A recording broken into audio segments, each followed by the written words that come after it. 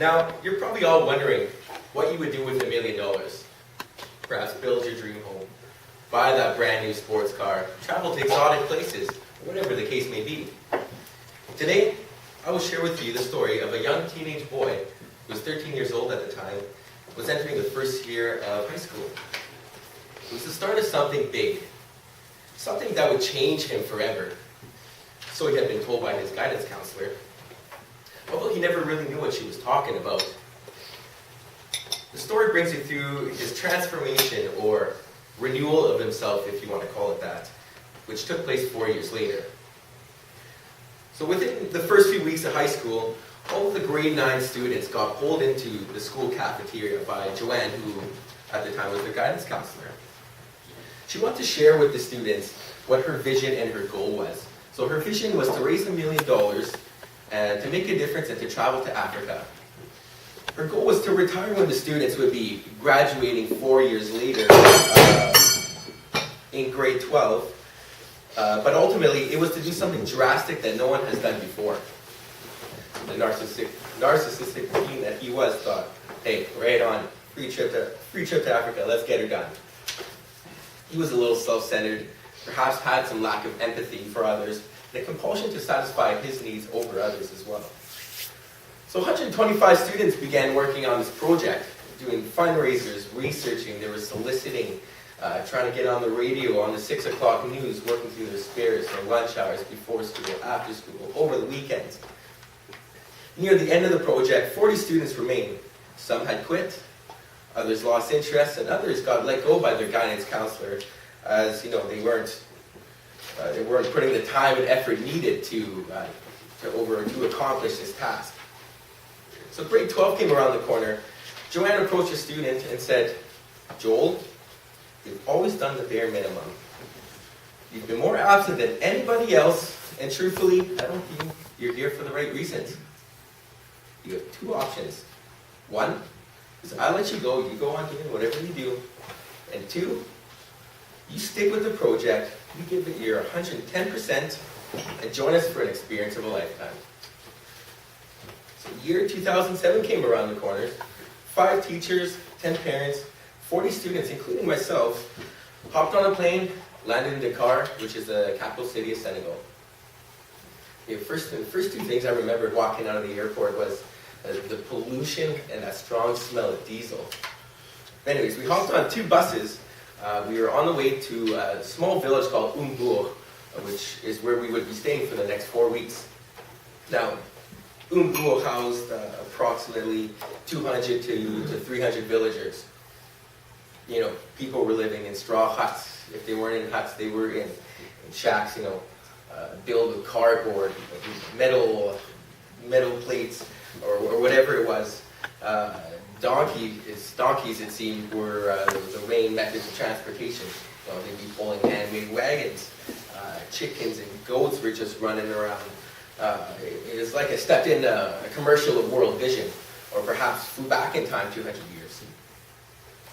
So initially, at the beginning of the project, we got a hold of an organization. They were called PAFPEC, and they shared the same visions and goals such as we did. Now, we had asked them, what would you like us to do with the money that we've raised? So they came up with several ideas. But first off, it helped cover the airfare accommodations, food, the travel, and so forth. But the first thing they said was, we need funds for the medical clinic. So what we've done is we've hired several new physicians. All they had there were nurses who perhaps didn't have medical background, who weren't educated.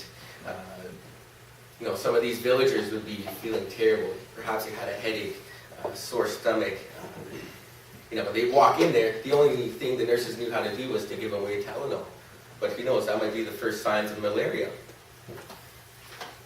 We've also provided medication, little things such as plastic gloves, which they didn't have. So the second project that we've worked on was to send students to school. So what we've done is we've sent 500 girls to school. So typically in an average family of, let's say, 8 kids, it would be the eldest son that would go to school. And he would go to school for a couple of years until the family ran out of money, and then he would have to come back and try and work and help support the family. So we've also had the chance to meet all the students at this school, which we've been in contact with for the last several years. We got to sit in their classrooms, we even had a little international soccer game, you could call it, Canada versus Senegal, which was quite something. Probably our biggest project in which we've had was the community center. So what we've done is we've purchased land. Throughout the years, we've been sending money for them to be able to build a community center on this property.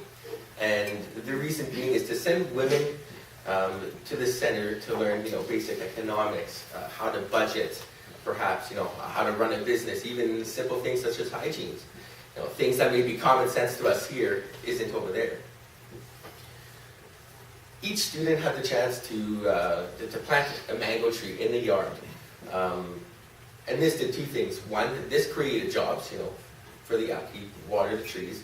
And two, for selling the mangoes, this community center now became a self-sustainable center. So 4 weeks came by, I'd say it flew by. We had one last meeting within the students and the guidance counselor. I remember she was sitting on the bench there in the compound. We all sat on the ground in a circle to debrief their thoughts, or emotions, and so forth. And she told us all, 10 years from now, 10 years to the day, we're all going to get together no matter where we are, what we're doing in life, where we live, and we'll meet at this same bench.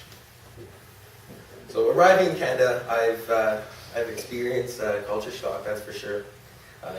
Little things such as flushing water, the accessibility to free education, the food, fast food, whatever the case may be. So I finally knew at that point what my guidance counselor was talking about 4 years ago. My attitude towards life has changed forever. One thing I have learned, and I'm willing to share, is that we are the ones who are poor, and they are the ones who are rich. Initially, I thought, okay, we're off to Africa. They are poor, they have nothing. They must be ungrateful, unpleasant. But the chance that I've had in living with these folks, I've had the opportunity to realize they have a strong bond between friends, family, and strangers like ourselves. They are some of the happiest people I have ever met, and are full of love, laughter, overwhelming generosity, as well as hospitality. They know the true meaning of life. We may be rich of material objects, but the meaning rich is a relative term. Toastmasters.